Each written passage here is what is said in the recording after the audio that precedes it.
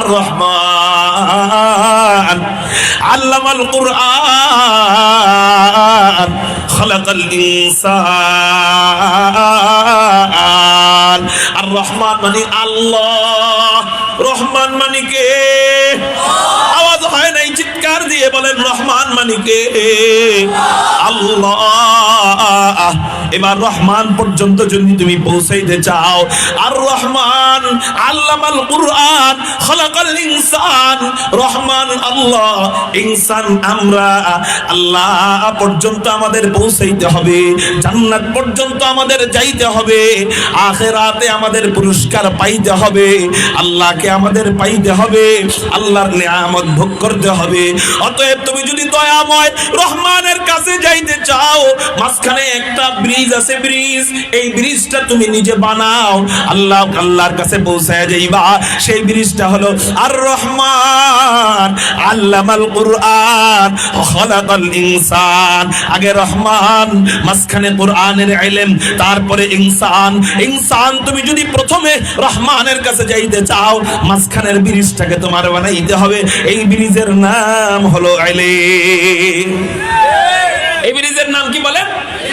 তার মানে আল্লাহ পর্যন্ত কোনো বান্দা যাইতে চাইলে ইলম ছাড়া আল্লাহর কাছে যাওয়ার উপায় নেই, সম্ভব না। আলেম হইতে না পারলেও কি করতে হবে এটা একটু পরে বলবো। আমার আগে হযরত এই হাদিস পাঠ করছে। আলেম হইতে না পারলেও কি করব এটা আমি একটু পরে বলতেছি। তার আগে বলতেছি, আল্লাহ ইলমকে আমাদের জন্য এতটা বেশি গুরুত্বপূর্ণ করে দিলেন, ইলম ছাড়া মানুষ পূর্ণাঙ্গ সম্মানের অধিকারী হতে পারে নাই। কি বললাম? আমার সাথে এই বাক্যটা বলেন, ইলম ছাড়া মানুষ পূর্ণাঙ্গ সম্মানের অধিকারী হতে পারে না, হতে পারে নাই, পারে না, কি পারে নাই। যেমন মানুষকে বানানোর আগে আল্লাহ পাক রব্বুল আলামিন ধাপে ধাপে আমাদেরকে কিছু সম্মান দান করেছেন।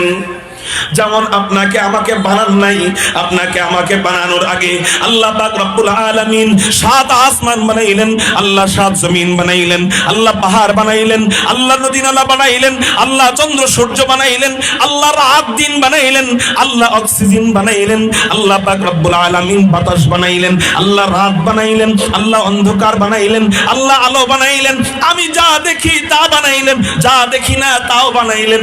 আল্লাহ পাক এখনো আমাকে বানান নাই, আমাকে আপনাকে বানানোর আগে আল্লাহ সমস্ত মাখলুক বানাইছেন। চিৎকার দিয়া বলেন দুইটা উদ্দেশ্য সামনে নিয়া, চিৎকার দিয়া বলেন কয়টা উদ্দেশ্য সামনে নিয়া? এখনো মানুষ বানায় নাই। ইতিহাস, আব্বাজান আদমকে বানানোর আগে যে ইতিহাস এটা বলতেছি, এখান থেকে আমরা জানবো ইলমের কত দাম। এখনো মানুষ বানান নাই।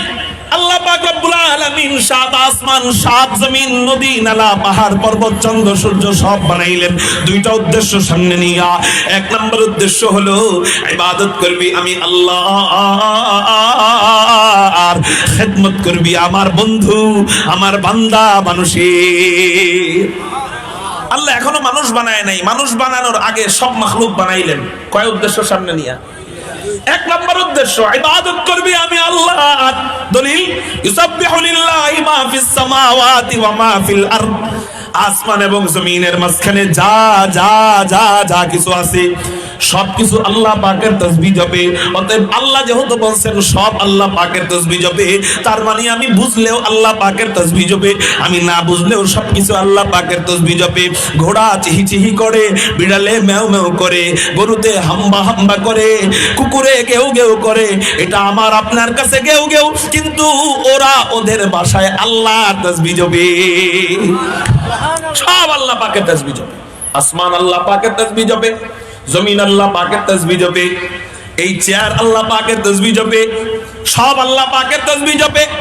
মুহতারাম হাজিরিন, তাহলে আল্লাহ এক নম্বর উদ্দেশ্য বানাইলেন সবাই ইবাদত করবে আমি আল্লাহর। 2 নম্বর উদ্দেশ্য খেদমত করবে আমার বন্ধু মানুষের।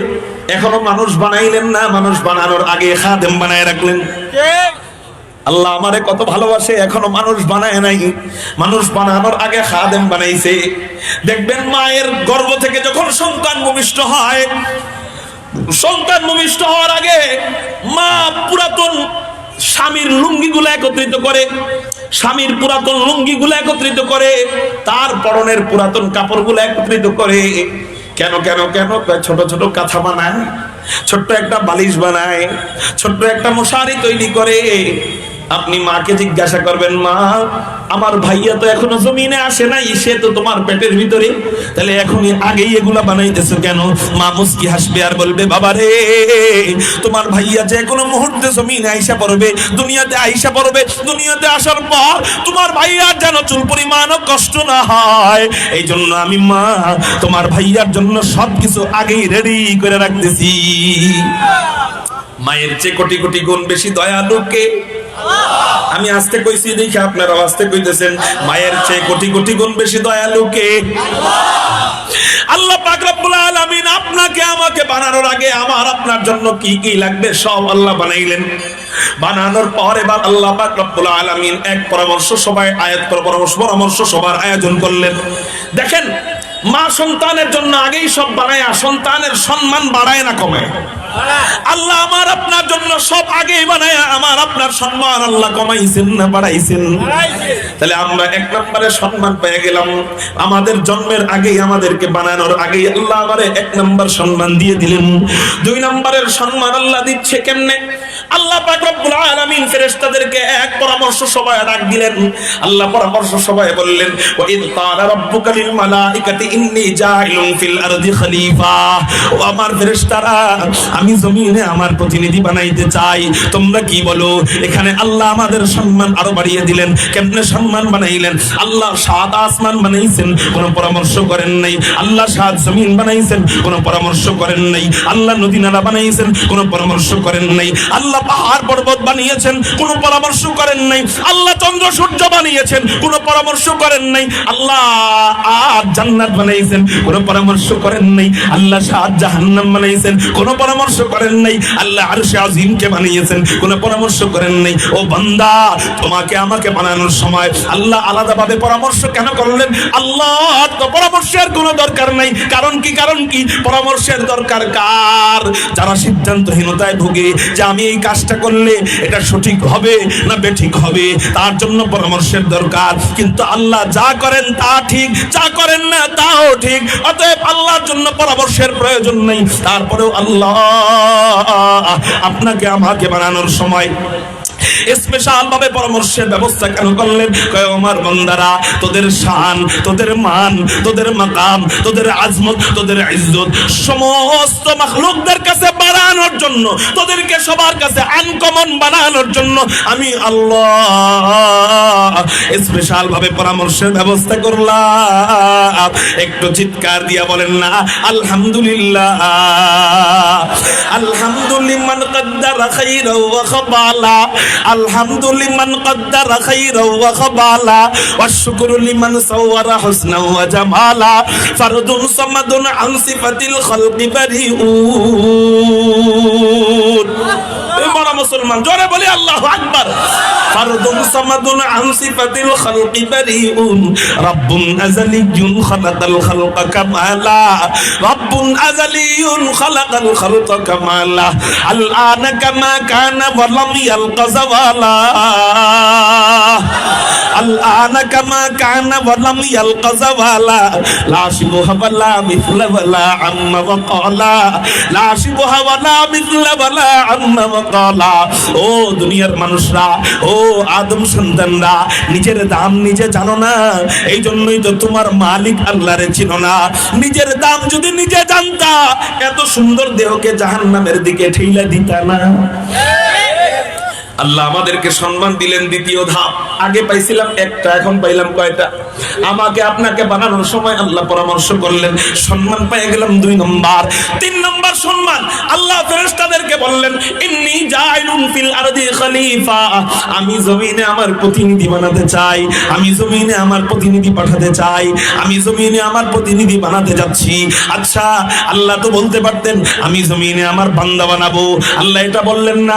আল্লাহ তো বলতে পারতেন আমি জমিনে আমার স্পেশাল মাখলুক বানাবো, আল্লাহ এটা বললেন না। আল্লাহ তো বলতে পারতেন আমি জমিনে আমার গোলাম বানাবো, আল্লাহ এটাও বললেন না। আল্লাহ বলতে পারতেন আমি জমিনে মানুষ বানাবো, আল্লাহ এটাও বললেন না। আল্লাহ পাক রব্বুল আলামিন বললেন ইন্নী জাইলুন ফিল আরদি খলিফা, আমি জমিনে আবার প্রতিনিধি পাঠাবো। এটা কেন বললেন? এটা বইলা আল্লাহ বুঝায়া দিলেন যে খলিফারা যার প্রতিনিধি হয় সে তার সবচেয়ে কাছের হয়। এখানে আপনারা কোনো একজন আল্লাহ ওয়ালাকে ডাক দিলেন, দাওয়াত দিলেন, আল্লাহ ওয়ালা আসতে পারলেন না, সে তার মুরিদ। আল্লাহ ওয়ালাদের মুরিদ দুই প্রকার, একটা হলো স্বাভাবিক মুরিদ আর একটা হলো ডাইরেক্ট খলিফা। আল্লাহ ওয়ালা আসতে পারলেন না, সে তার মুরিদকে পাঠাবে না খলিফাকে পাঠাবে? জোরে বলেন। তার মানে খলিফাকে সে এত বিশ্বাস করে, তার সন্তানদেরও এত বিশ্বাস করে না। খলিফাকে এত বিশ্বাস করে, তার বিবিকেও এত বিশ্বাস করে না। খলিফাকে এত ভালোবাসে যে অন্য কাউকে এত বিশ্বাস করে না। আল্লাহ আমাদের ক্ষেত্রে যে শব্দ চয়ন করলেন, এই শব্দই বোঝা যায় আমরা আল্লাহ পাকের অনেক কাছের বান্দা। এই জন্যই তো মুফাসসিরিনে কেরাম তাফসীরের কিতাবের মধ্যে লেখেন আল্লাহ পাক রব্বুল আলামিন জান্নাতীরা জান্নাতে যাওয়ার সময়, জান্নাতীরা জান্নাতের ভিতরে যখন থাকবে, জান্নাতীদের ভিতরে আল্লাহ জান্নাতীদের জন্য যে অন্তর্মহল রাখছেন, জান্নাতীদের জন্য যে স্পেশাল একটা রুম রাখছেন, জান্নাতীদের যে খাস কামরা রাখছেন, এই খাস কামরার ভিতরে আল্লাহ 4টা দরজা দিয়ে দিবেন। জান্নাতের খাস কামরার ভিতরে কয়টা দরজা থাকবে বলেন? 4টা দরজা থাকবে। একটা দরজা দিয়ে জান্নাতীরা জাহান্নামীদেরকে দেখবে। কেন দেখবে? দুনিয়াতে নামাজ পড়ার কারণে যে সমস্ত বন্ধুরা আমাদেরকে রাগাইছিল, আমাদেরকে চেতাইছিল, আমরা দাড়ি রাখার কারণে যে সমস্ত বন্ধুরা আমাদেরকে বুড়া বইলা চেতাইছিল, আমাদেরকে চাচা বইলা চেতাইছিল, দাড়ি রাখার কারণে আমাদেরকে আনস্মার্ট বইলা চেতাইছিল, নারী প্রেমিকা না থাকার কারণে যে সমস্ত বন্ধুরা আমাদেরকে উপহাস করেছিল, তাদেরকে জান্নাতীরা জান্নাতের একটা দরজা খুললেই দেখতে পারবে। তাদেরকে তখন জান্নাতীরা উপহাস করবে। কেমন লাগবে? জাহান্নামীদের ভালো লাগবে তখন? এই হলো এক দরজা। 2 নম্বর দরজা আল্লাহ পাক রব্বুল আলামিন 2য় নম্বর দরজা দিয়ে দিবেন। এই দরজা দিয়া ফেরেশতারা জান্নাতের কাছে যাবে, আসবে, অনুমতি নিয়ে ঢুকবে। 3 নম্বর একটা দরজা থাকবে, এই দরজা দিয়ে জান্নাতি হুররা, জান্নাতি বিবিরা জান্নাতের কাছে আসবে, যাবে, অনুমতি নিয়ে ঢুকবে। তাহলে ফেরেশতারা আসবে, অনুমতি নিয়ে ঢুকবে, জান্নাতি হুর বিবিরা আসবে, অনুমতি নিয়ে ঢুকবে। 4 নম্বর একটা দরজা থাকবে, ও বান্দারে তোরা আমার খলিফা, অতএব খলিফাদের জন্য কোনো অনুমতির দরকার নেই। তোর যখন মনে চাইবে আমি আল্লাহকে দেখতে, ওই দরজা খুইলা আমি আল্লাহর কাছে চলে আসবি, মন বইরা দেখবি, তোরে কেউ বাধা দিবে না। जतनी नेमत है तू, हूर गिलमा जतनी नेमत है तू, सबसे बेहतर नेमत दीदार तू, सबसे बेहतर नेमत दीदार तू। सबसे बड़ा नेमत জান্নাতে আল্লাহ পাকের সাক্ষাৎ। আল্লাহ পাক জান্নাতীদের জন্য দরজা রাখা দিবেন, খোলা রাখা দিবেন। যখন মনে চায় কোনো অনুমতির দরকার নেই, আমার কাছে চলে আসবি, আমাকে মন ভরে দেখবি। নবীজি বলেন আমরা পূর্ণিমার চাঁদ যেমন রাত্রে বেলা দেখি, আমাদের চোখে কোনো কষ্ট হয় না। সূর্য দেখলে তো কষ্ট হয়, পূর্ণিমার চাঁদ দেখলে কোনো কষ্ট হয় না। কারণ জান্নাত থেকে আমরা আল্লাহকে ওইভাবে দেখবো, আমাদের কোনো কষ্ট হবে না। তো খলিফারা কাছে থাকে, আল্লাহ আমাদেরকে জান্নাতে এত কাছে রাখবে যে কোনো অনুমতির দরকার নেই। সুবহানাল্লাহ বলে। মুহতারাম হাজিরিন, তাহলে আল্লাহ আমাদেরকে আগে সম্মান দিয়েছিল কয়টা? এখন পায় খলিফা বইলা আমরা সম্মান পেয়ে গেলাম কয়টা? 3টা। এবার ফেরেশতারা জবাব দেয়, আল্লাহ পরামর্শ জিজ্ঞাসা করছে যে আমি খলিফা বানাবো, তোমরা কি বলো? ফেরেশতারা আমাদের বিরুদ্ধে কয়, কি কয়? তাকালু আতাজালু ফিহা মান ইউফসিদু ফিহা ওয়া ইয়াসফিকুদ দিমা ওয়া নাহনু নুসাব্বিহু বিহামদিকা ওয়া নুকদ্দিসু লাক। আল্লাহ আপনি কি জমিনে তাদেরকে বানাবেন যারা জমিনে ফিতনা ফাসাদ করবে, যারা জমিনে রক্তপাত করবে? আচ্ছা, ফেরেশতারা সত্য বলছে না মিথ্যা বলছে? সত্য। যারা জমিনে ফিতনা ফাসাদ করবে, যারা জমিনে রক্তপাত করবে, আল্লাহ আপনি কি জমিনে তাদেরকে বানাবেন? ওয়া নাহনু নুসাব্বিহু, আমরাই তো তাসবিহ জপি, বিহামদিকা ওয়া নুকদ্দিসু লাক, আমরাই তো হামদ গাই, আমরাই তো আপনার পবিত্রতা বর্ণনা করি। আল্লাহ শুধুই যদি ইবাদতের জন্য দরকার হয় তাহলে আমরাই তো আছি। আল্লাহ মানুষ বানানোর কি দরকার? এদেরকে বানায়ও না। আল্লাহ পাক রব্বুল আলামিন এবার সিদ্ধান্ত দেয়, এই ফেরেশতারা পরামর্শ জিজ্ঞাসা করার, পরামর্শ দেওয়ার অধিকার আমি আল্লাহ তোদেরকে দিছি, মতামত দেওয়ার অধিকার তোদেরকে দিছি। এবার মতামত দিছস, এবার খামোশ হয়ে যা। রায় দেনেওয়ালা আমি আল্লাহ, আমি আল্লাহ রায় দিচ্ছি। ক্বালা ইন্নী আ'লামু মা লা তা'লামুন।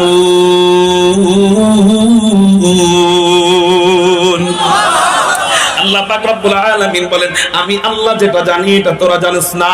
এর মানে হলো আমি আল্লাহ যেটা অনুধাবন করি এটা তোরা অনুধাবন করস না। এখানে এমন কি আছে যেটা আল্লাহ অনুধাবন করলেন, ফেরেশতারা অনুধাবন করলেন না?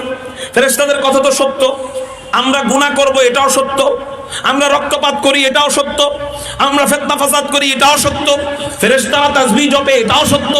তাই আল্লাহ যদি সে ইবাদতের জন্যই বানায়, ফেরেশতাদের যুক্তি তো ঠিক আছে। আর আল্লাহ আরেক আয়াতে বলছে, ওয়া মা খালাকতুল জিন্না ওয়াল ইনসা ইল্লা লিয়াবুদুন, আমি মানুষ জাতিকে শুধু ইবাদতের জন্য বানাই দিয়েছি, শুধুমাত্র ইবাদতের জন্য বানাইলাম। তো ফেরেশতাদের কথা তো সত্য যে আল্লাহ ইবাদতের জন্যই তো যদি হয় তো আমরাই তো আছি, আর ওরা তো ফিতনা ফাসাদ করবে, এদেরকে বানানোর কি দরকার? আল্লাহ এখানে বললেন, আমি যেটা জানি তোরা জানোস না। তাহলে এখানে এমন কি আছে, এমন কি গোপন রহস্য আছে যেটা আল্লাহ জানে ফেরেশতারা জানে না? কথা তো সত্য ফেরেশতাদের, তাহলে এখানে এমন কি বিষয় আছে? বিষয় অনেক আছে, এর মধ্যে একটা বিষয় মুফাসসিরিনে কেরাম তাফসীরের মধ্যে বলেন,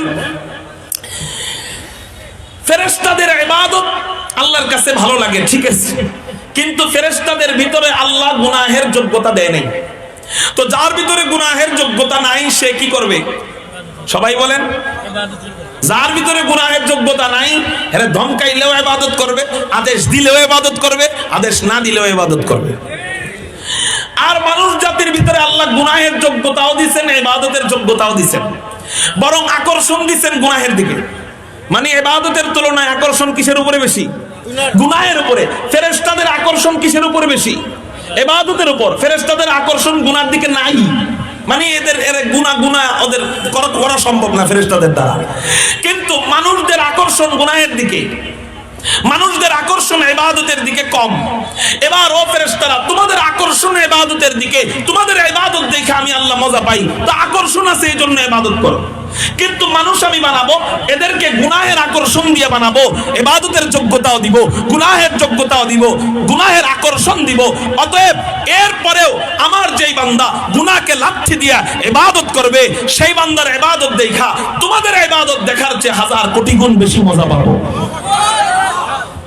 যার গুনাহের যোগ্যতা নাই তার ইবাদত বেশি প্রিয় আল্লাহর কাছে, না যার গুনাহের আকর্ষণ যোগ্যতা আছে তার ইবাদত আল্লাহর কাছে বেশি প্রিয়? হ্যাঁ, তার মানে আমরা যদি একবার আল্লাহ বলি, ফেরেশতারা আল্লাহ বললে যত কষ্ট হয়, আমরা যদি আল্লাহ বলি আল্লাহর কাছে বেশি মজা লাগে। ফেরেশতারা সুবহানাল্লাহ বললে আল্লাহর কাছে যত কষ্ট, তো না ভুল বলছি, ফেরেশতারা সুবহানাল্লাহ বললে আল্লাহ পাক যত খুশি হয়, আমরা সুবহানাল্লাহ বললে আল্লাহ তার চেয়ে বেশি খুশি হয়। ফেরেশতারা আলহামদুলিল্লাহ বললে আল্লাহ যত বেশি খুশি হয়, কারণ তোকে না কইলেও তোরা আলহামদুলিল্লাহ বলবি, ঠিক না বেটি? তোমাদেরকে না বললেও তোমরা আলহামদুলিল্লাহ বলবা। কিন্তু বান্দাদেরকে না বললে ওরা গুনাহ করতে পারে, আবার ইবাদতও করতে পারে। অতএব ওরা গুনাহ রাইখা আমি আল্লাহকে আলহামদুলিল্লাহ বলে। অতএব ফেরেশতারা শুইনা রাখো, তোমাদের মধ্যে আর আমার বান্দার মধ্যে পার্থক্য কি? কাইফাকুরুনি আযকুরুকুম, তোমরা আমার জিকির করলে ও ফেরেশতারা আমি তোমাদের জিকির করি না, কিন্তু আমার বান্দা যখন আমার জিকির করবে আমি আমার বান্দার জিকির করব। মুফাসসিরিনে কেরাম তাফসীরের মধ্যে লেখেন, বান্দা যেভাবে আল্লাহকে ডাকবে আল্লাহ বান্দাকে ওইভাবে ডাকবে।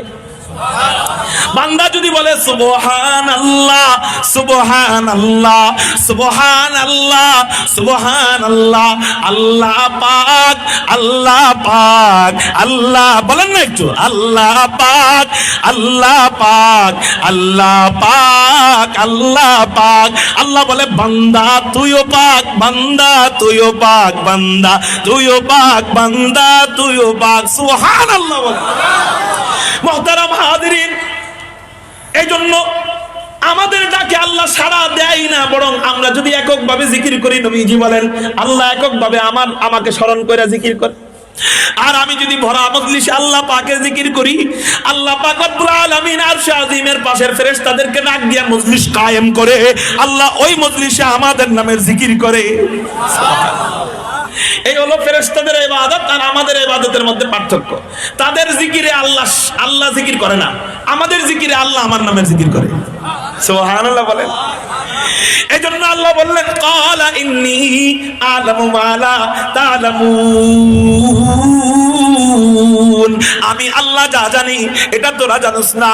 অর্থাৎ আমি আল্লাহ আমার বান্দাদেরকে বানাবো। একটু চিৎকার দিয়া বলেন সুবহানাল্লাহ। ফেরেশতারা আমাদের বিরোধিতা করলো, আল্লাহ আমাদের পক্ষে রায় দিলেন। ফেরেশতারা আমাদের বিরোধিতা করলো, আল্লাহ আমার পক্ষে রায় দিয়া, অতএব আল্লাহ যেহেতু আমার পক্ষে, আমাদের কোনো টেনশন নাই। সারি দুনিয়া হো মুখালিফ কুছ নেহি নুকসান হে, সারি দুনিয়া হো মুখালিফ কুছ নেহি নুকসান হে, ডর নেহি হায় গম নেহি হায় জব খুদা রহমান হে। আল্লাহ আমাদের পক্ষে আইসা আমাদের সম্মান কমায় দিলেন নাকি কোটি গুণ বাড়ায় দিলেন? আগে ছিল সম্মান 3টা, এখন হয়ে গেল কয়টা? 4টা। ফেরেশতারা এখনো বিরোধিতা, মানে ওই মুহূর্তেও বিরোধিতায় আছে, এটা এতটুকু মনে রাখেন। ফেরেশতারা কিন্তু পক্ষের কোনো বাক্য বলে নাই, বিরুদ্ধে রয়েছে যে বিরুদ্ধেই।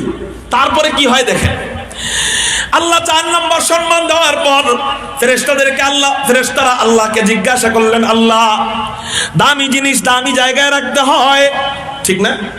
দামি জিনিস দামি জায়গায় রাখতে হয়। কুরআনুল কারীম দামি, এজন্য দামি জিনিস আমরা উপরে রাখি, উপরে নিচে রাখি না। দামি জিনিস দামি জায়গায় রাখতে হয়। হাদিসের কিতাব দামি, এজন্য আমরা বাংলা বইয়ের মতো ঝালমুড়ির ঠোঙ্গা হিসাবে বিক্রি করে দেই না। হাদিসের কিতাব দামি, দামি জিনিস দামি জায়গায় রাখতে হয়। স্বর্ণ দামি, এজন্য মা বোনরা স্বর্ণকে কোথায় রাখে? আলমারির ভিতরে একটা সিন্দুক, আলমারির ভিতরে একটা কি বলেন না সিন্দুক, সিন্দুকের ভিতরে একটা ডয়ার, ডয়ারের ভিতরে একটা চোরা পকেট, চোরা পকেটের ভিতরে একটা মানি ব্যাগ, মানি ব্যাগের ভিতরে একটা পলিথিন কাগজ, পলিথিন কাগজের ভিতরে একটা টিস্যু পেপার, ওই টিস্যু পেপারের ভিতরে যায় 2 আনার কানের দুল রেখে দেয়, ঠিক না বেঠিক? দামি জিনিস দামি জায়গায় রাখতে হয়। আল্লাহ আপনার এই বান্দারা তো অনেক দামি হইতেছে, আপনার এই বান্দারা অনেক দামি, তো দামি বান্দাদেরকে তো নিশ্চয়ই দামি জায়গায় রাখবেন। আল্লাহ আমরা জানতে চাই আপনার এই বান্দাদেরকে আপনি কোন জায়গাটায় রাখবেন? সুবহানাল্লাহ। আপনাদের মনোযোগটা কি আমার দিকে আসেনি? একটা আমার ওয়াজ এটা অঙ্কের মতো, একটা পয়েন্ট ছুটে গেলে বুঝবেন না। ফেরেশতারা বলতেছেন আল্লাহ আপনার এই বান্দারা দামি, তো দামি বান্দাদেরকে তো দামি জায়গায় রাখতে হবে। আল্লাহ আপনি বান্দাদেরকে রাখবেন কোন জায়গা? আল্লাহ পাক রব্বুল আলামিন বলেন আমি আমার দামি বান্দাদেরকে সবচেয়ে দামি জায়গায় রাখবো। ফেরেশতারা আল্লাহকে বললেন আল্লাহ সবচেয়ে দামি জায়গা তো আপনার আরশে আজিমটা যেই জায়গায় আছে এই জায়গা, কারণ আল্লাহ পাকের আরশে আজিম যেই জায়গায় থাকে ওই জায়গা দামি হবে না? পাথরের কি আলাদা কোনো দাম আছে? দাম নাই। কিন্তু হযরত ইব্রাহিম আলাইহিস সালাতু ওয়াস সালামের পা মুবারক পাথরের উপরে পড়ার কারণে ওই পাথরের দাম এত বেড়ে গেছে, এত বেড়ে গেছে। ইব্রাহিম থেকে নিয়ে পর্যন্ত 4.5-5 হাজার বছর আনুমানিক অতিক্রম হয়ে গেছে, তারপরেও মক্কার পাশে মাকামে ইব্রাহিমের দাম কমে নাই। ইব্রাহিম আলাইহিস সালাম খালেক না মাখলুক? মাখলুক। তো মাখলুকের পায়ের বরকতে যদি একটা পাথর এত দামি হয়, আল্লাহ পাক খালেক, তার আরশে আজিমের কারণে আরশের জায়গাটা, আরশটা যেই জায়গায় আছে এই জায়গাটা কি দামি হবে না? দামি হবে। আল্লাহ পাক রব্বুল আলামিনকে ফেরেশতারা বলেন আল্লাহ সবচেয়ে দামি তো আপনার আরশটা যেই জায়গায় রাখছেন এই জায়গায়। আল্লাহ কয় আমি যদি আমার বান্দা বান্দির জন্য আরশের জায়গাটাকে সরায়া ওই জায়গাটা আমার বান্দা বান্দির জন্য ছেড়ে দিই, তোমাদের কোনো অসুবিধা আছে নি? সুবহানাল্লাহ। ফেরেশতারা বলে কি বলেন আল্লাহ আপনি কি আরশে আজিমকে আপনার বান্দা বান্দির জন্য ছেড়ে দিবেন? কয় হ্যাঁ। তাহলে আপনারা আরশ রাখবেন কোন জায়গা? আল্লাহ বলেন আমার তো জায়গার অভাব নাই, আমি আমার আরশকে অন্য জায়গায় নিয়ে গেলে আবার ওই জায়গা দামি হয়ে যাবে, কিন্তু আমার আরশে আজিমটা যেই জায়গায় বর্তমানে আছে ওই জায়গাটা আমার বান্দার ইবাদতের জন্য, আমার বান্দির ইবাদতের জন্য, আমাকে সিজদা করার জন্য, আমার কোরআন তেলাওয়াতের জন্য, আমার রাসূলের হাদিস তেলাওয়াতের জন্য, আমার দ্বীনকে জিন্দা করার জন্য, আমার বান্দাদের মেহনতের জন্য, আমার বান্দাদের ইবাদতের জন্য, সুখময় জিন্দেগি করবার জন্য আমি আল্লাহ আমার আরশে আজিমটাকে দূরে নিয়ে যাব, এই জায়গাটাকে আমার বান্দা বান্দির জন্য ছেড়ে দিব। এজন্যই বুখারী শরীফের হাদিস, আল্লাহ পাকের আরশে আজিম আগে ছিল, ওয়া কানা আরশুহু আলাল মা। আল্লাহ পাকের আরশে আজিম আগে ছিল পানির উপর। জোরে বলেন কিসের উপর? পানির উপর। বর্তমানে পানির উপরে পৃথিবী, সুবহানাল্লাহ। বর্তমানে পানির উপরে কিন্তু আরশ নাই। বর্তমানে আরশ হলো আল্লাহ পাক যেই জায়গায় নিয়ে গেছে ওই জায়গায় সাত আসমানের উপরে। আগে ছিল আরশে আজিম পানির উপর। এই জায়গা থেকে নিলেন কেন? মুহাদ্দিসিনে কেরাম বলেন আল্লাহ পাক নিয়া বান্দাদের জন্য জায়গা নির্ধারণ করে দিলেন, এটাও বান্দাদের একটা সম্মান। চিৎকার দিয়া বলেন সুবহানাল্লাহ। আগে সম্মান ছিল কয়টা, এখন পেয়ে গেলাম কয়টা? 5টা। 6 নম্বর সম্মান, ফেরেশতারা আল্লাহকে বললেন আল্লাহ আপনি মানুষদেরকে কোন ধাতু দিয়া বানাবেন? আল্লাহ আপনি তো এক এক জিনিস এক এক ধাতু দিয়া বানাইছেন। আল্লাহ জান্নাত বানাইছেন এক ধাতু দিয়া, আল্লাহ জাহান্নাম বানাইছেন এক ধাতু দিয়া। যেমন জান্নাতের কোন কোন ইট লাবিনাতুম মিন ফিদ্দা, কোন কোন ইট আল্লাহ জান্নাতের রূপা দিয়া বানাইছেন। ওয়া লাবিনাতুম মিন যাহাব, আল্লাহ পাক রব্বুল আলামিন জান্নাতের কোন কোন ইট জান্নাতি স্বর্ণ দিয়া বানাইছেন। এরকম আল্লাহ এক একটা জিনিস এক এক ধাতু দিয়া বানাইছেন। আল্লাহকে জিজ্ঞাসা করেন ফেরেশতারা, আল্লাহ আপনি আপনার আদরের মাখলুকদেরকে নিশ্চয়ই অনেক দামি ধাতু দিয়ে বানাবেন। আল্লাহ আমরা একটু শুনতে চাই আপনি আপনার আদরের মাখলুকদেরকে কি দিয়ে বানাবেন? আল্লাহ জবাব দেয় ওয়ালাকাদ খালাকনাল ইনসান মিন সুলালাতিন মিন তিন।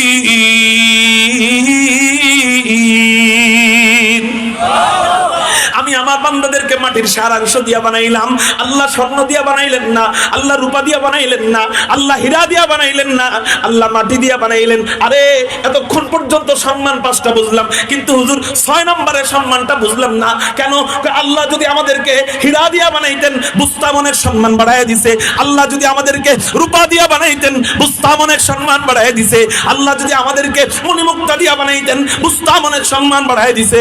আল্লাহ যদি আমাদেরকে স্বর্ণ দিয়া বানাইতেন বুস্তামনের সম্মান বাড়ায় দিছে। কিন্তু আল্লাহ আমাদেরকে মাটি দিয়া বানাইলেন, তাহলে এখানে সম্মান বাড়ায় দিল কেমনে বুঝলাম না তো। কারণ স্বর্ণের চেয়ে তো মাটির দাম কম, স্বর্ণের কেজির চেয়ে মাটির কেজির দাম কম না? উত্তর যদি আপনাদেরকে বিস্তারিত দিতে চাই, উত্তর বলতে গেলে 1 ঘন্টা লাগবে। আমি 2 মিনিটে দেওয়ার চেষ্টা করতেছি ইনশাআল্লাহ। উত্তরটা আমি আমার উস্তাদে মুহতারাম মুফতি দিলওয়ার হোসেন হাফিজাহুল্লাহ, বাংলাদেশের 2-3 জন হাতে গোনা আলেমের ভিতরে উনি একজন, ওনার থেকে আমি এটার ব্যাখ্যাটা শুনছি। মুহতারাম হাজিরিন, আল্লাহ পাক রব্বুল আলামিন আরশে আজিমকে যখন দূরে নিয়ে গেলেন, দূরে নেওয়ার পরে একটু আগে বলছি না পানির জীবন আছে। পানি কার তাসবিহ জপে? দলিল ইসাববিহু লিল্লাহি মা ফিস সামাওয়াতি ওয়া মা ফিল আরদ। এই বোতলের ভিতরে পানি, এটা আল্লাহ পাকের তাসবিহ জপে।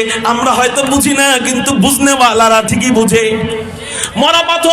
মরা পাথর কথা বলতে পারে না, কিন্তু নবীজি যখন আদেশ দেয় কথা বলা শুরু করে দেয় আল্লাহ পাকের হুকুমে, তো তখন আওয়াজ বের হয়। বুঝনেওয়ালারা ঠিকই বুঝে, মরা গাছ কথা বলে না। আমি একটু আগে বলছি যে এই সুফা আল্লাহ পাকের তাসবিহ জপে। আপনারা মনে মনে ভাবতে পারেন সুফা তো মরা কাঠ, এটা আবার তাসবিহ জপে কেমনে? কয় নবীজির জন্য মরা খেজুর গাছ কথা বলছিল মসজিদে নববীর ভিতরে। এটা লম্বা অন্য হাদিস, এটা আরেকদিন আলোচনা যদি সুযোগ আসে বলবো। যদিও জিনিস দেখতে মরা, কিন্তু ওদের প্রতিটা কোনায় কোনায়, প্রতিটা ইঞ্চি ইঞ্চি, প্রতিটা ফোঁটা ফোঁটা আল্লাহ পাকের তাসবিহ জপে। পানি আল্লাহ পাকের তাসবিহ জপে। পানির থেকে আল্লাহ যখন আরশে আজিমকে দূরে নিয়ে গেলেন, পানি কান্না আরম্ভ করে দিছে, আল্লাহ আপনারা আরশে আজিমকে আগে কাছে পাইতাম, এখন আর কাছে পাই না। আল্লাহ আবার আরশে আজিমকে দেখতে চাই, আল্লাহ আবার আরশে আজিমকে কাছে চাই। আল্লাহ পাক রব্বুল আলামিন বলেন, ও পানি, আমি তো নিয়ম বহির্ভূত কাজ করতে পারি না, সিদ্ধান্তের বাইরে যেতে পারি না।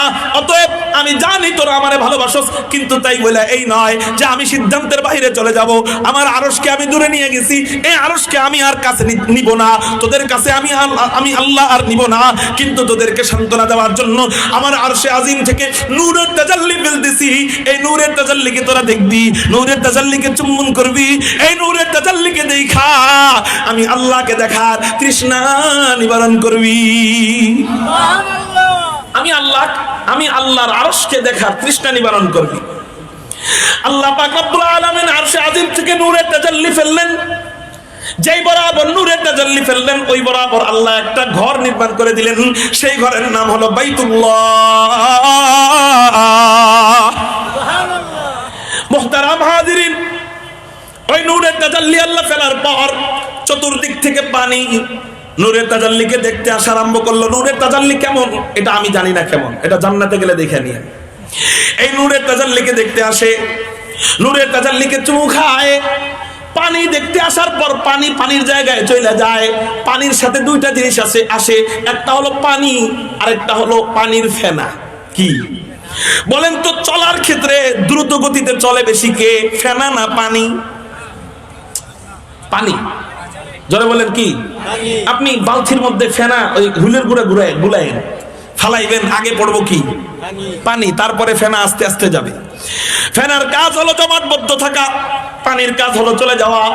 এই পানি যখন আল্লাহ পাকের আরশে আজিমকে দেখে চলে যায়, চতুর্দিক থেকে ফেনা আর যায় না, ফেনা জমতে আরম্ভ করে।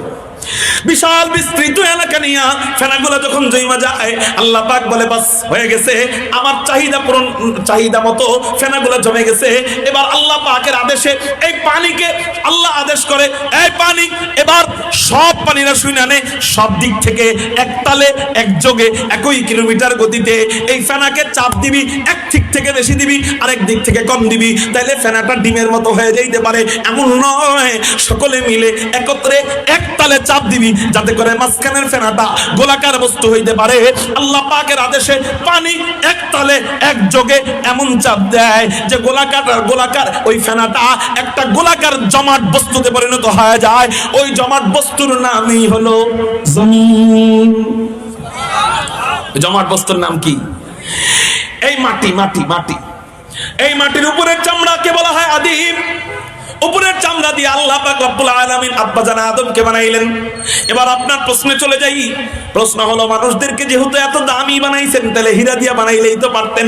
উত্তর, হীরা আল্লাহ পাকের নূরের তাজাল্লির সাথে ঘষা খাওয়ার পরে তৈরি হয় নাই। রূপা আল্লাহর নূরের তাজাল্লির সাথে ঘষা খাওয়ার পরে তৈরি হয় নাই। জওহরাত আল্লাহর নূরের তাজাল্লির সাথে ঘষা খাওয়ার পরে তৈরি হয় নাই। রূপা আল্লাহর নূরের তাজাল্লিকে চুম্বন করার পরে তৈরি হয় নাই।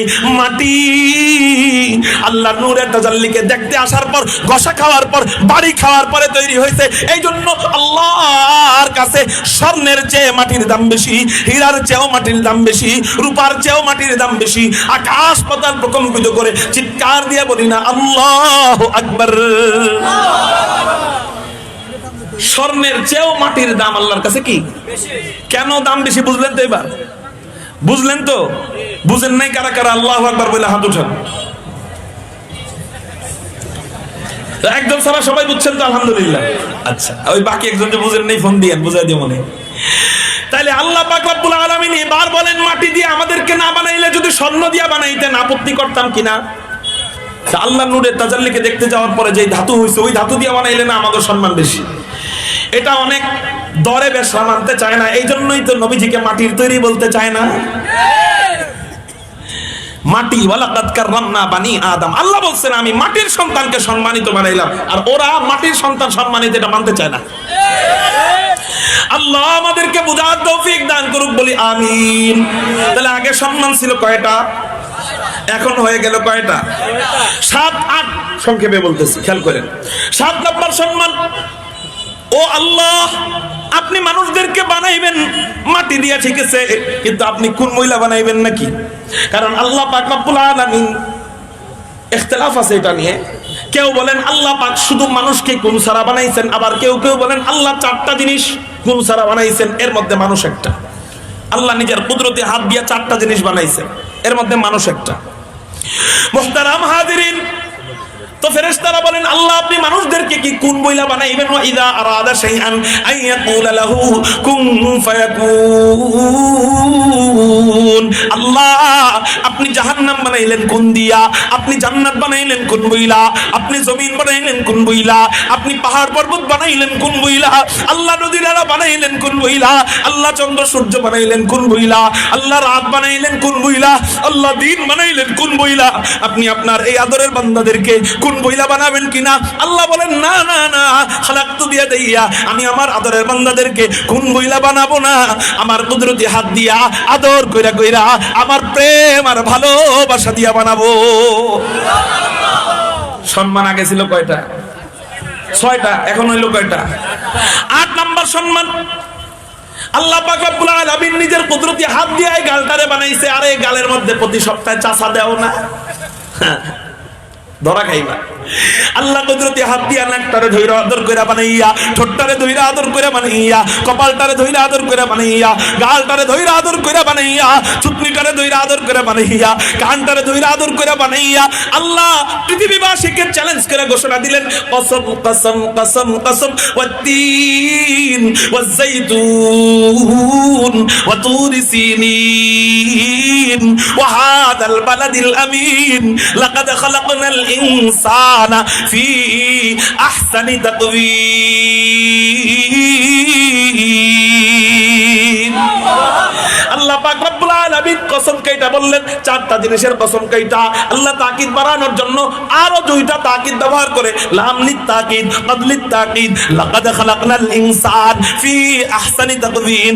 অবশ্যই অবশ্যই অবশ্যই আমি মানুষদেরকে সবচেয়ে সুন্দর করে বানাইলাম। একটু চিৎকার দিয়া বলেন না সুবহানাল্লাহ। তাহলে আল্লাহ আমাদেরকে সবচেয়ে সুন্দর করে বানাইছেন। এই কথা বইলা সম্মান আগে ছিল 7টা, এখন পেয়ে গেলাম কয়টা? আচ্ছা জোরে চিৎকার দিয়া বলেন, সম্মান পাইলাম কয়টা? বড় বড় সম্মান না ছোট ছোট সম্মান? একটা চার একটা কম না অনেক বেশি? জোরে বলেন, একটা চার একটা কম না অনেক বেশি? বড় বড় সম্মান 8টা দেওয়ার পর এই এখন হলো ওয়াজ শুরু। এতক্ষণ চলছে ভূমিকা। হুজুর ভূমিকায় যদি 1 ঘন্টা যায়, ওয়াজ কয় ঘন্টা? ওয়াজ 5 মিনিট। ওয়াজ কয় মিনিট? 5 মিনিট। মুহতারাম হাজিরিন, আল্লাহ পাক রব্বুল আলামিন বলেন, আব্বা জান আদমকে ডাক দিবেন, মজার এক কথোপকথন চলতেছেন, কথোপকথন। আল্লাহ আদমকে কয়, আদম আমি আল্লাহ তোমাকে এত সম্মান দান করলাম, তুমি কি খুশি কিনা? আব্বা জান আদম বলে, আল্লাহ খুশি না হইলে তো গাদ্দারি হয়ে যাবে, একটাই তুমি কেউরে দেও না, আমারে দিছো 8টা, খুশি না হয়ে পারা যায়? আল্লাহ বলে, আদম আমি এখনো খুশি হইতে পারি নাই। সুবহানাল্লাহ। আল্লাহ কি বলে? কথোপকথনটা খেয়াল করে। আল্লাহ বলে, আদম আমি এখনো খুশি হইতে পারি নাই। আব্বা জান আদম বলেন, কেন খুশি হইতে পারেন নাই? আল্লাহ পাক রব্বুল আলামিন বলেন, আমি আল্লাহর কাছে অনেক বড় একটা সম্মান আছে, এই সম্মানের অধিকারী একমাত্র আমি আল্লাহ, আমি ছাড়া আর কেউ নয়। এদিকে এদিকে এদিকে তাকা, এদিকে এদিকে তাকা। সময় মতো আসবে ইনশাআল্লাহ। আমার সময় 10টা পর্যন্ত না, 5 মিনিট ইনশাআল্লাহ। খেয়াল করেন, এখানে না বুঝলে পুরা ওয়াজ ডাল খিচুড়ি। পুরা ওয়াজ কি? এই জন্য একটু খেয়াল করতে হবে। সবার মনোযোগ আছে তো? আলহামদুলিল্লাহ। আব্বা জান আদমকে আল্লাহ বলেন, আদম একটা সম্মান আমার কাছে আছে, যে সম্মানের অধিকারী একমাত্রই আমি আল্লাহ। এই সম্মান একমাত্র আমার জন্য রেখে দিছি, আমার ছাড়া এই সম্মান কেউ কাউকে দিলে এটা শিরক হয়ে যায়। এই সম্মানটা কিছুক্ষণের জন্য তোমাকে দান করতে মনে চাচ্ছে, যেহেতু আমি মালিক, সেই হিসাবে আমি মালিক হয়ে তোমাকে কিছুক্ষণের জন্য এই সম্মানের অধিকারী বানাইতে মনে চাইতেছে। সুবহানাল্লাহ। আব্বা জান আদম কয়, আল্লাহ সেই সম্মানটা কি? আল্লাহ কয়, আদম সেই সম্মানের নাম হলো সিজদা। সুবহানাল্লাহ। সেই সম্মানের নাম কি? জোরে বলেন। আব্বা জান আদম বলেন, আল্লাহ আপনি সিজদার মালিক, আপনি যদি কিছুক্ষণের জন্য আমাকে এই সম্মান দান করেন, তাহলে না করছে কে? দেন। আল্লাহ কয়, আদম সমস্যাটা তো অন্য জায়গায়। কোন জায়গায়? কয়, যারা তোমারে সিজদা করবে তারাই তো তোমার প্রতি আক্ষেপ করে বসে রইছে, তারাই তো তোমাকে বানানোর কারণে বেজার, খুশি না। তারা কারা? ফেরেশতারা যে আমাদেরকে বানানোর কারণে মনে কষ্ট। আয়াত মনে আসেনি? ক্বালু আতাজালু ফিহা মান ইউফসিদু ফিহা ওয়া ইয়াসফিকুদ দিমা। ও আদম, যারা তোমাকে সিজদা দিবে তারাই তো তোমার উপরে গাল ফুলায় বসে রইছে। এখন আমি আল্লাহ যদি সিজদা করতে বলি, ওরা সিজদা দিবে, কিন্তু আমার ভয়ে দিবে, তোমার মোহাব্বতে দিবে না। আমি আল্লাহ চাই না তোমাকে মোহাব্বত না করে সিজদা দিক। এই মোহাব্বত হয়ে যাবে বিগত 16 বছর যাদেরকে মোহাব্বত করছেন, এখন গণেনও না এই মোহাব্বতের মতো। ভয়ের মোহাব্বত। চেয়ারম্যান সাহেব আসসালামু আলাইকুম, এখন চেয়ারম্যান দেখলো কাঠু, ঠিক না? ঠিক। আল্লাহ কয়, আমি এটা চাই না যে আমার ভয়ে দেখ, তোমার মোহাব্বতে না দিক। আমি আল্লাহ চাই আমার ভয়েও দিক, তোমার মোহাব্বতেও দিক। আমি আল্লাহ চাপায়া দেওয়া পছন্দ করি না।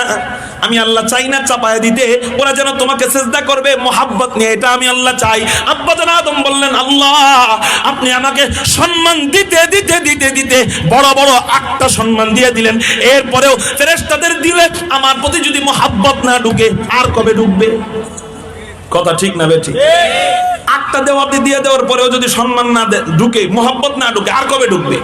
আল্লাহ কয়, আদম আরো একটা সম্মান, আরো একটা গুণ আমি আল্লাহ আমার কাছে রাইখা দিছি, এটা এখনো দেই নাই। এটা যদি আমি আল্লাহ তোমাকে দেই, ফেরেশতারা তোমাকে এইটা দেখা মোহাব্বত, এত পরিমাণ মোহাব্বত করা আরম্ভ করবে যে তারা মোহাব্বত করে করে তোমাকে সিজদা দিবে। আব্বা জান আদম কয়, আল্লাহ এই একটা সম্মান কি 8টার চেয়েও বড়? 8টা দিছো, তারপর আমাকে মোহাব্বত করে না, এই একটা দেখলেই কি মোহাব্বত করে সিজদা দেওয়া আরম্ভ করবে?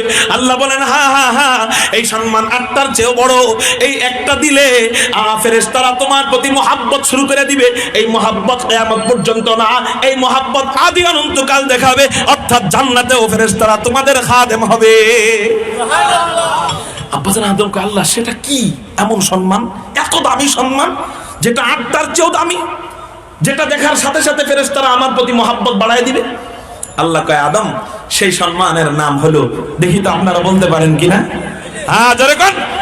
এই তো বক্তা তো আপনারাই ভালো, মাশাআল্লাহ। জোরে বলেন কি সেটা?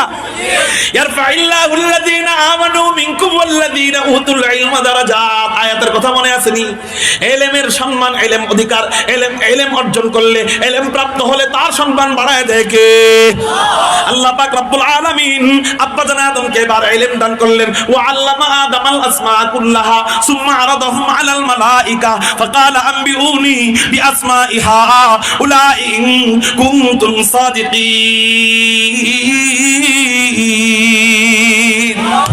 আল্লাহ পাক রব্বুল আলামিন আব্বা জান আদমকে দুনিয়ার সব কিছুর নাম শিক্ষা দিলেন।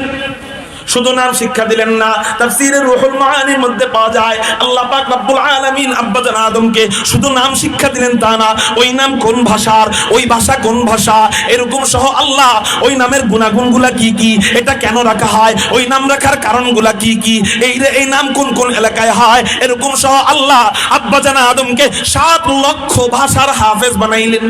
সুবহানাল্লাহ। 7 লক্ষ ভাষার হাফেজ বানায় আল্লাহ পাক রব্বুল আলামিন ফেরেশতাদেরকে ডাক দিলেন। এবার ফেরেশতাদেরকে ওই যে একবার পরামর্শ সভায় ডাক দিছে, ওখানে বিরোধী হইছে, এবার হইব পক্ষে। এবার হইব কি? এবার আবার ফেরেশতাদেরকে ডাক দিলেন এক অনুষ্ঠানে, প্রতিযোগিতার অনুষ্ঠান। ফেরেশতারা সবাই এক সাইডে, আব্বা জান আদম একা আরেক সাইডে। আল্লাহ পাক রব্বুল আলামিন ফেরেশতাদেরকে বলেন, ফাকালা আনবিউনি বিআসমাইহা উলাইন কুনতুম সাদিকিন। তোমরা যদি তোমাদের দাবিকে সঠিক মনে করে থাকো, তোমরা যে দাবি করছিলা যে আল্লাহ আমরাই তো তাসবিহ জপব, আমরাই তো ইবাদত করব, এই আদম সন্তান বানানোর দরকার নাই, এই দাবিকে যদি সঠিক মনে করে থাকো, তোমরা নামের ইলম প্রকাশ করো তো দেখি কি পারো। একজন একজন করে ফেরেশতা সামনে যায়। আল্লাহ কত কোটি ফেরেশতা বানাইছেন একমাত্র ভালো জানেন আল্লাহ। আল্লাহ পাকের আরশে আজিমকে একবার যে ফেরেশতা তওয়াফ করছে, কিয়ামত পর্যন্ত দ্বিতীয়বার তওয়াফ করার আর চান্সই পাবে না। এত কোটি ফেরেশতা আল্লাহ বানাইছেন, সব ফেরেশতারা আইসা একজন একজন একজন একজন কইরা যত নাম মুখস্থ ছিল সবগুলো শোনায়। এরকম করতে করতে করতে করতে করতে করতে কত যুগ যে পার হয়ে গেছে আল্লাহ ভালো জানেন। সব ফেরেশতারা একত্রে সব নাম যখন শুনে শেষ করে দেয়, আল্লাহ বলেন আর কোন ফেরেশতা আছো কিনা? কেউ বলে না যে আল্লাহ আমি আছি। এবার আল্লাহ বলেন, আদম এবার তুমি তোমার ইলম প্রকাশ করা আরম্ভ করো। আব্বা জান আদম তার নামের ইলমগুলো প্রকাশ করা আরম্ভ করে। নামের ইলম আপনারা এত কঠিন মনে করেন না, নামের ইলম অনেক, নামের ইলমকে আপনারা এত সহজ মনে করেন না, নামের ইলম অনেক কঠিন ইলম। যেমন 1 মিনিট আপনাদেরকে একটু নামের ইলম শোনাই। যেমন আমাদের নবীজির নাম মুহাম্মদ, তার পিতার নাম আব্দুল্লাহ, তার পিতার নাম আব্দুল মুত্তালিব, তার পিতার নাম হাশিম, তার পিতার নাম আব্দ মানাফ, তার পিতার নাম কুসাই, তার পিতার নাম কিলাব, তার পিতার নাম মুররাহ, তার পিতার নাম কাব, তার পিতার নাম লুই, তার পিতার নাম গালিব, তার পিতার নাম ফির, তার পিতার নাম মালিক, তার পিতার নাম নজর, তার পিতার নাম কিনানা, তার পিতার নাম খুজাইমা, তার পিতার নাম মুদরিকা, তার পিতার নাম ইলিয়াস, তার পিতার নাম মুদার, তার পিতার নাম নিজার, তার পিতার নাম মাআদ, তার পিতার নাম আদনান, তার পিতার নাম মুদাদা, তার পিতার নাম মুকাব্বিম, তার পিতার নাম নাহুর, তার পিতার নাম তাইরাহা, তার পিতার নাম ইয়ারব, তার পিতার নাম ইয়াসজুব, তার পিতার নাম নাবিদ, তার পিতার নাম হযরত ইসমাঈল, তার পিতার নাম আবুনা হযরত ইব্রাহিম আলাইহিস সালাতু ওয়াস সালাম। এই একটা মিনিট নাম বলছি তাই সুবহানাল্লাহ বলে চিৎকার দিবেন। আর আব্বাজান আদম 1 মিনিট 2 মিনিট নয়, সব ফেরেশতারা মিলে যত নাম বলছে আব্বাজান আদম একা সবগুলা নাম বইলা শোনায়া নামের ওভারটেক করা যখন আরম্ভ করছে, আপনাদের মতো ফেরেশতারা সুবহানাল্লাহ বইলা চিৎকার দিছে। কিন্তু আপনাদের সুবহানাল্লাহ আর ফেরেশতাদের সুবহানাল্লাহ বলার ধরন এক নয়, তাদেরটা একটু ভিন্ন। তারাও সুবহানাল্লাহ বইলা চিৎকার দিছে কেমনে? সুবহানাকা লা ইলমা লানা ইল্লা মা আল্লামতানা ইন্নাকা আনতাল আলিমুল হাকীম। এই আয়াত তেলাওয়াত কইরা ফেরেশতারা আল্লাহর কুদরতি কদমে সিজদায় পড়ে যায়। আল্লাহ বলে, এই সিজদা দিলা কেন? আদমের প্রতি আক্ষেপ নিয়ে দিলানি। আর ফেরেশতারা বলে, আল্লাহ আক্ষেপ থাকলে কি সিজদা দেইনি? আক্ষেপ থাকলে কি সবাই মিলে একসাথে দিয়ে দেই? আক্ষেপ নাই, মহব্বত ঢুকে গেছে, এজন্য তোমার সিজদা দিতেছি, শুকরিয়াতান। আল্লাহ বলে, তাহলে তার প্রতি মহব্বত ঢুকছে, একটা প্রমাণ দেওয়া দরকার না? কয় আল্লাহ কেমনে দিব প্রমাণ? আল্লাহ কয় মাথা উঠাও, এই মুহূর্তে আমাকে সিজদা দিবা না, আমি আল্লাহ সিজদার মালিক হয়ে আদেশ দিচ্ছি, এই মুহূর্তে তোমরা আলেম আদমকে সিজদা দাও। একটু চিৎকার দিয়া বলেন সুবহানাল্লাহ। পুরো ইতিহাস থেকে আমরা জানতে পারলাম আল্লাহ মানুষদেরকে সিজদার অধিকারী বানায় না, পরিপূর্ণ সম্মান দান করে না, পরিপূর্ণ যোগ্য করে তোলেন না যতক্ষণ ইলম না দান করেন। ঠিক না? 2 নাম্বার, যতক্ষণ ইলম না দান করেন ততক্ষণ পর্যন্ত ফেরেশতাদের দিলের ভিতরেও মানুষের প্রতি মহব্বত ঢুকে। 3 নাম্বার, আল্লাহ বড় বড় 8টা সম্মান দিলেন, তারপরেও ফেরেশতারা মহব্বত করতে পারে না। এই একটা দেখেই মহব্বত শুরু করে দিছে। তাহলে বুঝেন না ইলম কত দামি। এবার বলেন, যেই ইলমকে আল্লাহ এত দামি বানিয়েছেন সেই আল্লাহ এখন নাই? যদি থাকে, আমি যদি আমার একটা সন্তানকে আলেম বানাই, আমার একটা সন্তানকে হাফেজ বানাই, আমার একটা সন্তানকে মাদ্রাসায় দিয়ে দিই, ওই মালিক এখনো এবং ভবিষ্যতেও সেই সম্মান দিতে পারবে কি পারবে না? সেই সম্মান কি? অনেক সম্মানিত আলেমকে দিবে। একটা সম্মানের কথা বলে আমার বয়ান শেষ। একটা সম্মান, সেটা হলো বান্দা বাচ্চাকে যদি আলেম বানাই, নবীজি বলেন তিরমিজি শরীফের হাদিস, ইউশাফাউ ইয়াউমাল কিয়ামাতি সালাতাতুন আল আমবিয়া সুম্মাল উলামা সুম্মা শুহাদা। আপনি যদি দেখতেন আপনার সন্তান প্রেসিডেন্টদের সাথে দাঁড়ায় দাঁড়ায় ভাষণ দিতেছে, কাদের সাথে দাঁড়ায়? প্রেসিডেন্টদের সাথে দাঁড়ায় দাঁড়ায় ভাষণ দিতেছে, আপনার কেমন লাগতো? হাসরের ময়দানে আল্লাহর সামনে দুনিয়ার যত প্রেসিডেন্ট ছিল, দুনিয়ার যত নবী ছিল, ওই নবীদের কাতারে আলেমরা দাঁড়ায়, নবীজি বলেন ওই আলেমরা আল্লাহর কাছে সুপারিশের অনুমতি পাবে। ইউশাফাউ ইয়াউমাল কিয়ামাতি সালাতাতুন, 3 প্রকার ব্যক্তিকে আল্লাহ সুপারিশের অনুমতি দিবেন। 1 নাম্বার আল আমবিয়া, নবীদেরকে। 2 নাম্বার সুম্মাল উলামা, উলামায়ে কেরামদেরকে। 3 নাম্বার সুম্মা শুহাদা, শহীদদেরকে। তাহলে বলেন, আপনার একজন সন্তান যদি আলেম বানান, হাসরের ময়দানে আপনি জাহান্নামী হওয়ার পরেও আপনি যখন তাকায় দেখবেন ওই যে মুহাম্মদুর রাসূলুল্লাহ সাল্লাল্লাহু আলাইহি সাল্লাম সুপারিশ করতেছে, তার পাশে দাঁড়ায়া আমার আলেম সন্তান আব্দুর রহমান সুপারিশ করতেছে, আপনার কাছে কেমন ভালো লাগবে বলেন? এজন্য ভাই, আমরা কারা কারা ওয়াদা দিতে পারি ইনশাআল্লাহ আমাদের সন্তানদেরকে আমরা মাদ্রাসায় দিয়ে দিব, হক্কানি আলেম বানাবো। পাশেই তো আছে আলহামদুলিল্লাহ আল্লাহ ওয়ালাদের বাগান, রেঙ্গা মাদ্রাসা, এছাড়াও আরো যত মাদ্রাসা আছে আমাদের এই মাদ্রাসা সবগুলা, আমরা যে মাদ্রাসা ভালো লাগে ওই মাদ্রাসায় আমার সন্তানকে দিয়ে দিব। পাক্কা ওয়াদা যারা দিব তারা হাত উঠাবো, ওয়াদা যারা দিব না হাত উঠাবো না। আল্লাহু আকবার বলে 2 হাত আল্লাহরে দেখাই। পাক্কা ওয়াদা ইনশাআল্লাহ। আল্লাহ তুমি কবুল করো বলি আমিন। ওয়া আখির দাওয়ানা আলহামদুলিল্লাহি রাব্বিল আলামিন।